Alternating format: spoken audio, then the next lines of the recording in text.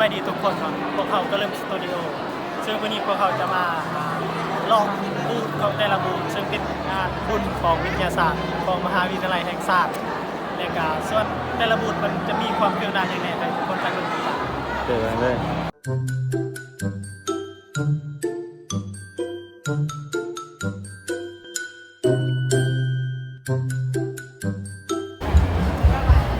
ฮะโอ้ไปหาอะไรกับเขาเจ้าวะไปคณะเศรษฐศาสตร์ไป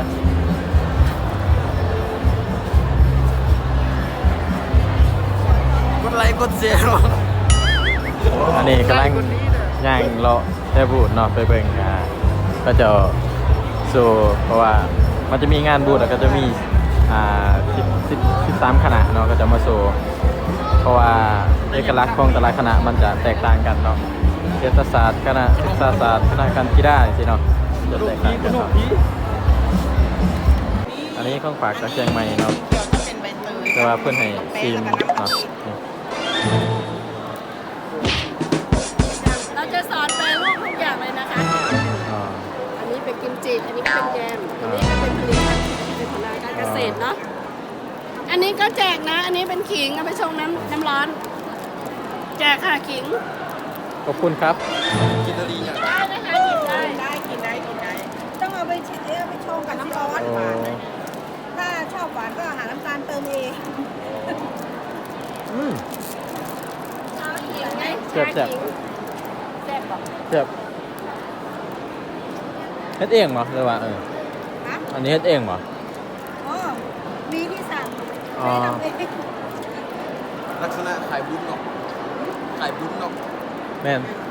จะขาย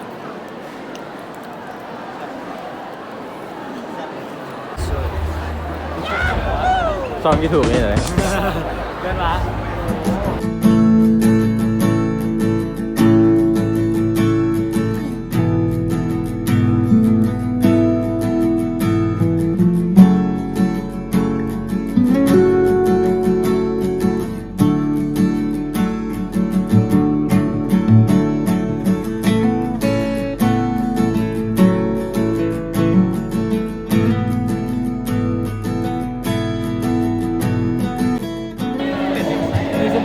เป็นเว็บแอปพลิเคชันเขาสามารถโหลดแอปได้เลยนะ กูต้องเมมเบอร์อ่ะ เป็นเบอร์กับส่งข้อความ ต้องเมมเบอร์จะส่งคอมได้ ลองเข้าแอปเข้าแล้วแบบเป็นดาวน์โหลด ไม่เขาต้องเห็นได้ไหนกัน แล้วใช้ภาษาได้เขียน ใช้ภาษาใดวะใช้ภาษาใด โอ้ยจะมาเล่าอีกแล้ว เป็น ผ่านปุ่มชีด แล้ว ซอฟต์แวร์ จำเพจก่อนว่าใช่ไปแล้วค่ะ ไปใส่ต่อ ไปเฮาสิไปเบิ่งจุลทรรศน์แล้วกองจุล กองจุลทรรศน์เนาะไปเป็นกองจุลทรรศน์ เบิ่งหุ่นยนต์กัน ดูมันยนต์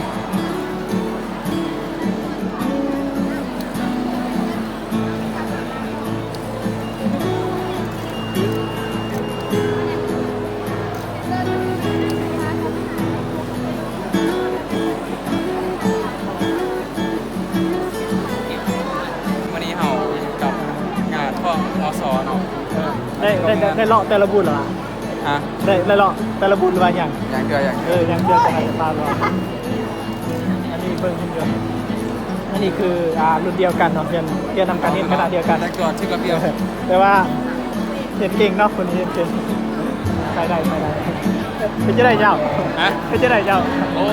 งานมันนี้สุดยอดหลายงานมันนี้ สุดยอด นี่ แต่ เฮาก็ ว่าตอน สิ นี้ พา เขา ทัว ก็ ร์ กำลังไป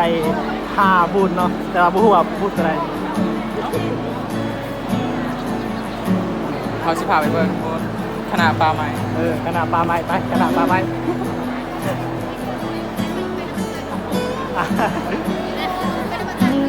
เป็นคณะการก็มี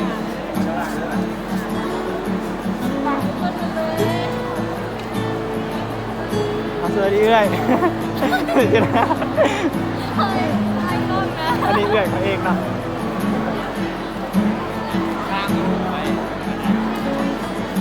ภาษาต่อญี่ปุ่น อันนี้เป็นการศึกษาที่ยังต่อญี่ปุ่นเหรอ เมียนาเป็นห้องการเผยแพร่ข้อมูลข่าวสารการศึกษาต่อญี่ปุ่นแบบว่าเรื่องคืนเรื่องมหาวิทยาลัยสินะถ้าสมมติว่าสนใจอยากรู้ข้อมูลนะคะมาถามครูอะไร เรียนอยู่ขนาดไหนเนาะ วิทยาศาสตร์ธรรมศาสตร์ วิทยาศาสตร์ธรรมศาสตร์หลายคนมาเรียนโดยว่าสมมติว่าในอนาคตจะไปเรียนต่อญี่ปุ่นอย่างเช่นนะอย่างบางเพจโดยเข้ามาถามกับพวกเขาได้อันนี้ก็เป็นFacebook ของเขาอยู่นี่ตัวนี้เป็นโปรเจกต์ลาวเนาะหรือว่าเข้า QR code ตัวนี้ก็ได้แล้วก็นัดติดต่อวันแอปไปมาถามข้อมูลส่วนตัวก็ได้จะมีผู้ประสานงานคนลงให้โดย อันนี้เนาะทุกคนถ้าว่าบุคคลใดที่อยากไปเรียนต่ออยู่ประเทศญี่ปุ่นเนาะกาสามารถติดต่อเอื้อยเขาเจ้าว่าเดี๋ยวเอื้อยเขาเจ้าจะเป็นที่ปรึกษาให้นะ โดยแม่นแล้ว ถ้าว่าผู้ใดได้เบิ่งคลิปนี้สวัสดีเอื้อยอันนี้ก็เอื้อย อันแนะนำห้องการหยวน LGI เด้อคุณจังตึก LGI บอก เดี๋ยว โดยดู LGI เด้อเข้ามาหาหลายแน่ โอเคเข้าใจไรอ่ะ เข้าใจอะไร นี่ลิ้นจะได้ไอ้ลิ้นได้ปะลิ้นได้เอาจับกล้องดูเดี๋ยวสิลิ้น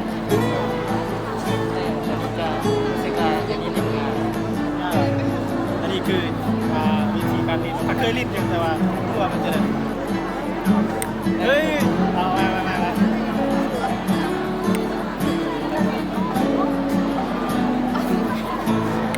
เฮ้ยมาเอาล่ะ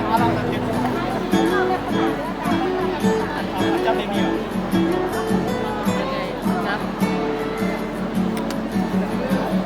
เก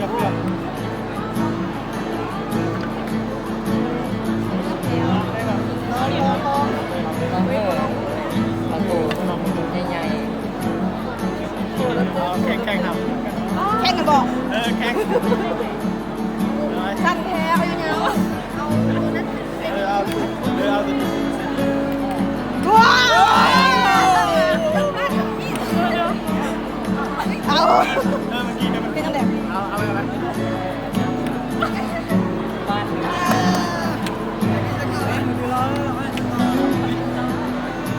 นี่จะมาปิ้นกับ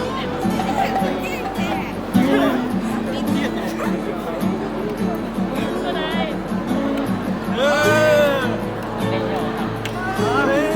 ไป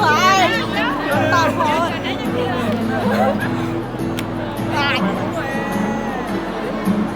ใจเย็นๆใจเย็น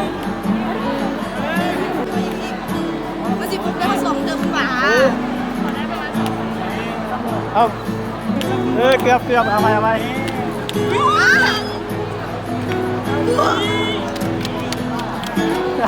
่ได้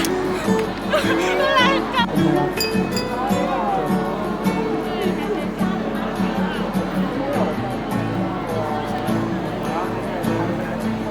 นี่ก็คือการสารเขาจะอัพคลิปวิดีโอไอกินเลยเป็นยังไงรสชาติเป็นยังไงแซ่บไอ้มาจากขนาดไหนอักษรศาสตร์ภาษาอังกฤษโอ้ you can speak English a little yes รสชาติ oh it tastes good yeah that's good that's it โอเคเขาลองใส่อันนี้ได้ปะใส่นี่นะ ไม่ใช่หรอตากล้องจะเป็นตอนนี้มิสเตอร์พอร์ไซก็กำลังสิลองสุดนอน แต่เขาใส่แบบ สุดญี่ปุ่น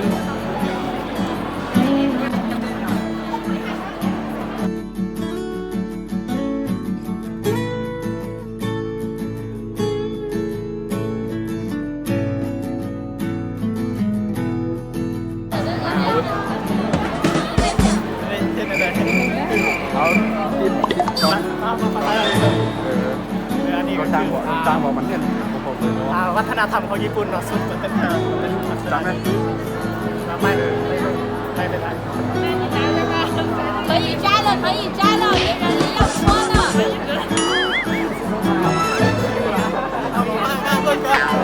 เบิ่งก่อน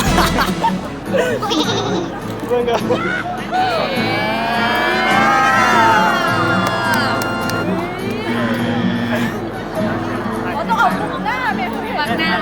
รูปเนี่ยตั้งหน้าสิครับ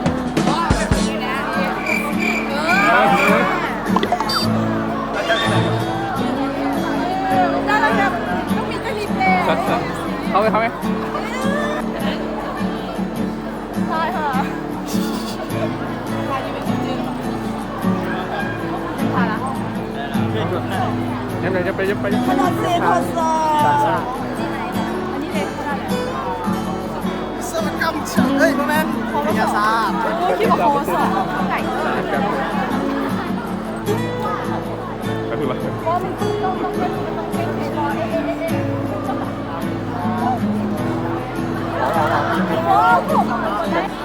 ไม่ยัง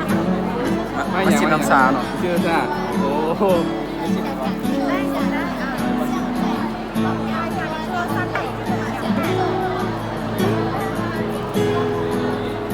ซับจะได้มีกินสมุนไพรเนาะ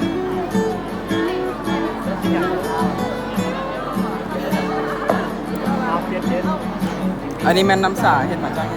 อันนี้น้ำสักซาแดงอันนี้เป็นซาเขียว ที่มันขุ่น ตกวันนี้ อันนี้เป็นสาเขียว ซาตอกมาลีอันนี้2คือกัน อันคุณประโยชน์ของมันช่วยเอานะได้แดง ฮะ เรื่องคุณประโยชน์ของ เรื่ มั อยๆกินได้ปะ กินได้โอ้เจ้าว่าอยากฟังกู มา เจ้าว่าอยากฮะ เรื่องคุณประโยชน์ของสาเขียวกับสาแดง 它的是好处的是这个和这个是有什么区别？ ใช่ที่ไหนสัตว์ เมื่อสี ว่าเข้มข้นนะคือสีน้ำตาล จะว่าคุณประโยชน์นี่นะ ประโยชน์มันจะคือกันแต่ว่าเวลาที่ดื่มแล้วมันจะเห็นให้สุขภาพของเราแข็งแรงนะคะสุขภาพดีแต่ว่ากินเป็นชาหรือว่าชาก็ได้ซื้อ เพราะคุณประโยชน์ครับมา